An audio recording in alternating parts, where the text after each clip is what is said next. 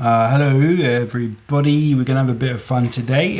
Talk about Celsus or Celsus and the unfixed Gospels here. What he knows, talking around about 175 to 180.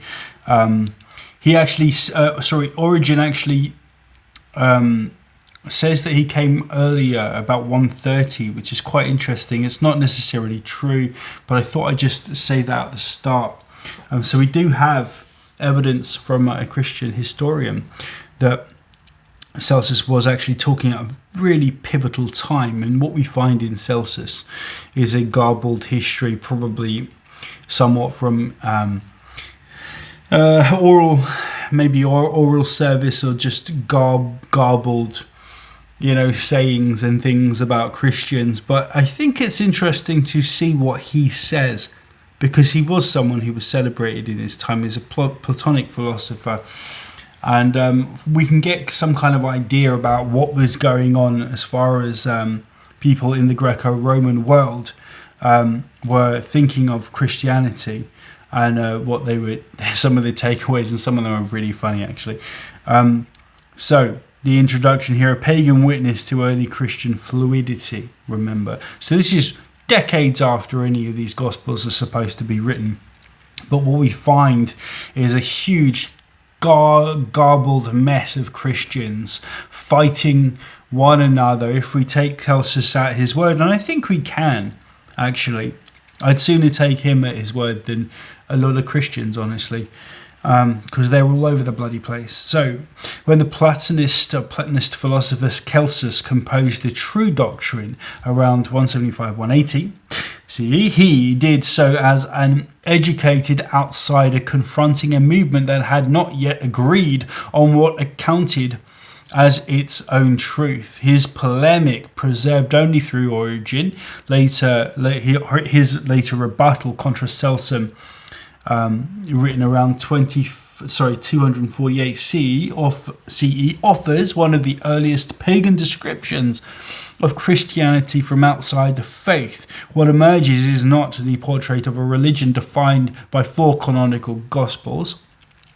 and a unified creed, but a plural, unstable collection of myths, rival sects, and competing doctrines still struggling for coherence. And this is exactly what we would expect from the whole mishmash of Gnostic traditions that clearly emanate from around Judea and further afield, of course, Alexandria, and in Rome, of course. Around this time, there were tens of different sects, many with different ideas about what Jesus Christ meant to them and constituted, and so on. Celsus's knowledge, fragments, rumours, and counter-traditions. Origen admits that Celsus seems to have read the scriptures, though he does not understand them. That's what he says. This is contra Celsum 2:13. Yet Celsus never cites a text, never names an evangelist, never quotes verbatim from any verses. He speaks instead of in summaries and accusations, as though he has heard the Jesus story, not really read it. Interestingly enough, he would have, I'm assuming, been able to read this as it is in Koine Greek. His references show awareness of familiar gospel motifs. So he does know the virgin birth, miracles, crucifixion, and resurrections, but the version he reports diverges sharply from the canonical form. Here are some of the major contradictions with the gospel tradition. So the episodes here. This is so Mary is accused of adultery with a Roman soldier, of course, Pantera. We know this. Jesus, an illegitimate child. Okay, so 128, 132 from contra Celsum. Canonical tradition, of course, relates that virgin conception by the Holy Spirit. Matthew 1:2, Luke 1:2. So the Egypt and magic. So Jesus fled to Egypt, learned sorcery, and returned performing deceptive wonders. This is 138, contra Celsum. So the canonical tradition, of course, is that his family, Jesus' family, briefly flew to Egypt to avoid Herod. No magic, as in Matthew 2. Disciples 10 or 12 depraved men followed him. 162 contra Celsus. Of course, the canonical tradition has 12 disciples, so 10 or 12 versus 12.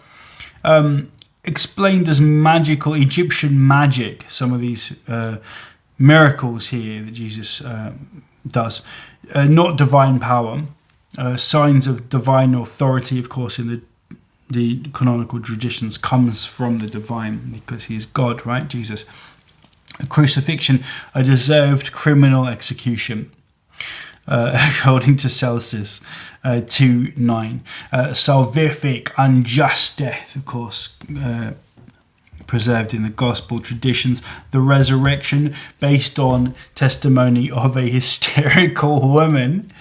The resurrection in Celsus, so is a hysterical woman. 255 relates this story. Canonical tradition. Obviously, he's having a bit of a joke here, but I do think I laughed out loud when I heard that. Multiple post-resurrection appearances, of course, in the canonical traditions, all different.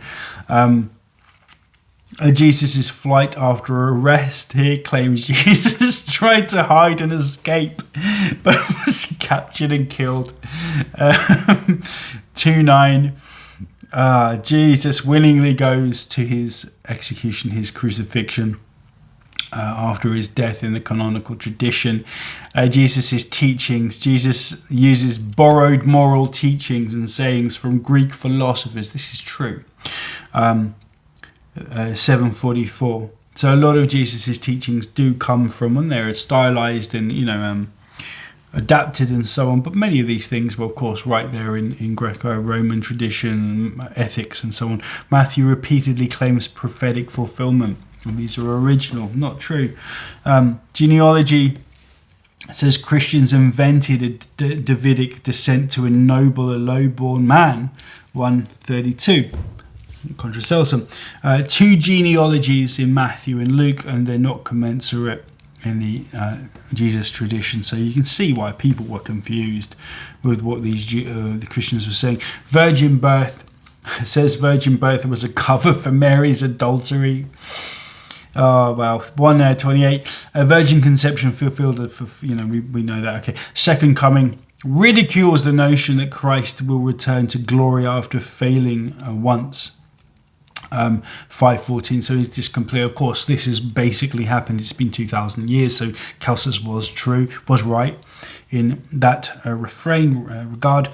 Synoptic apocalypse, of course, Matthew 24 and Mark 13 never happened. Unless you count the small apocalypse of Jerusalem falling.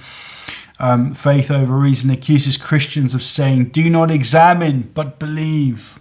And of course, many Christians just go forth and say all of this stuff. Lots of the early fathers. This is 1:9.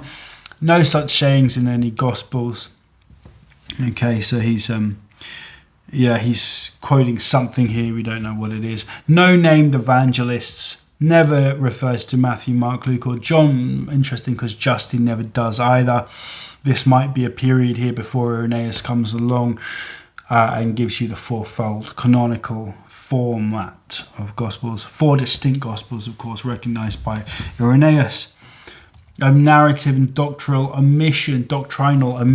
Celsus omits virtually all hallmarks and features of the canonical gospel. So no Bethlehem birth, the Magi, star of the east, no baptism by John, no descent from the Spirit, no parables, beatitudes, or ethical discourses, no Last Supper, no trial before Pilate, no Emmaus, no ascension, no Johannine theology, no Logos, no Lazarus, no Nicodemus.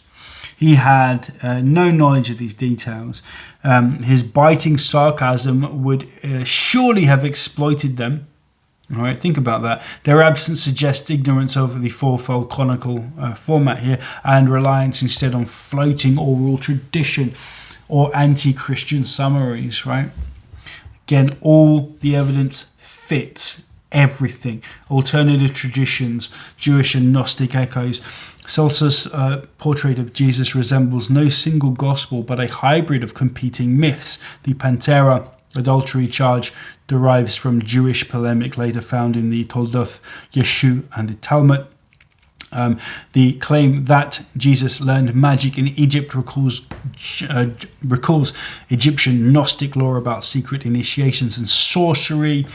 His description of a would-be rebel trying to flee and hide to 9 has no gospel parallel, of course, aligning instead with Roman perceptions of failed insurrections.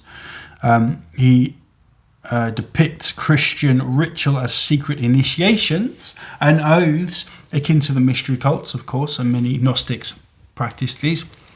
Paul probably did, not as the public Eucharist of later Orthodoxy. Together, these reveal that Celsus' form of Christianity was not that of the fourfold evangelists there, but of a derivative humour-filled religious field where competing myths, of course, coexisted. Signs of doctrinal instability. Celsus testifies repeatedly to the chaotic variety within Christianity, and he does list Marcionites, Simonians, Praetors, and Orphites, 561 and 611, showing that heretical sects dominate his horizon. He accuses Christians of saying, "Do not examine, but believe," of course, revealing an early faith over reason culture with no doctrinal consensus, exactly how Christianity evolved, with no respect for what came before with the Greek and Roman sciences. He mocks resurrection, incarnation, and divine sonship as mutually incoherent ideas. Of course he would, and Origen's rebuttal never appeals to any settled creed like the later Nazarene formula. Of course, he portrays Jesus' miracles, death and resurrection as conflicting superstitions. Remember what Pliny the Younger says: ridiculous superstitions, stupid, perverse superstitions, borrowed from pagan and Jewish sources, not as consistent theology. Thus, by 175 CE, even from a critic's view, Christianity appeared not as a single religion, but as a cluster of incompatible sects without stable text or theology. Okay, scholarly assessments here. Don't really need to read this. Celsus stands as a hostile but invaluable witness to Christianity in flux. His testimony shows that by the late 2nd century, the fourfold gospel canon was not yet universally recognized. Of course, competing origin stories of Jesus circulated side by side. Doctrines such as the virgin birth, incarnation, and resurrection lacked any fixed interpretation whatsoever. In his eyes, Christianity was not yet a faith of books, but of rumour, reinterpretation, and sectarian dispute. I'll just leave it there. I thought that was quite something just to think about. It was quite funny. I love the that moment where he says that the hysterical woman was responsible for the story there of Jesus' resurrection. I think that's quite funny, and we can understand why a Roman, an unapologetically, comic Roman would say that kind of thing, because it's just totally alien to his worldview, even though that there were some gods who, resurrected, but, they were probably understood to be more or less what they were, I think, and resurrections in the skies or in different places, and not historical. Okay, peace out.